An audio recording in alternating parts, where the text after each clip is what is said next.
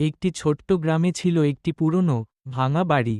সেই বাড়ি নিয়ে মানুষের মুখে মুখে চলত নানা গুজব। গ্রামের মানুষ বলতো, রাত নামলেই এখানে ঘটে কিছু ভয়ঙ্কর, কিছু অদ্ভুত। কিন্তু ভয়েই কেউ বাড়িটির কাছে যেতে সাহস করত না। একদিন শহর থেকে একদল বন্ধু আসে ঘুরতে। তারা সেই পুরনো বাড়ির গল্প শুনে উত্তেজিত হয়ে যায়। রাতটা ওখানে কাটানোর চ্যালেঞ্জ নেয় তারা। রাত গভীর হতেই বন্ধুরা বাড়ির ভেতরে ঢুকে দেখে, দেয়ালে ভয়ঙ্কর চিহ্ন আর আয়নায় অদ্ভুত ছায়া দেখা যাচ্ছে।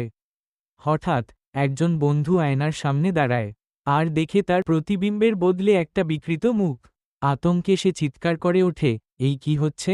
ঠিক তখনই দরজাটা জোরে বন্ধ হয়ে যায়। চারপাশে ঘন অন্ধকার, বাতাসে ভেসে আসে অদ্ভুত ফিসফিসানি। বন্ধুরা ভয়ে কাঁপতে থাকে। একে একে তারা অদৃশ্য হতে শুরু করে। কেউ একজন বলল, ওরা কোথায় গেল? কেউ কি শুনতে পাচ্ছ? শেষমেশ একজন জানালা দিয়ে পালানো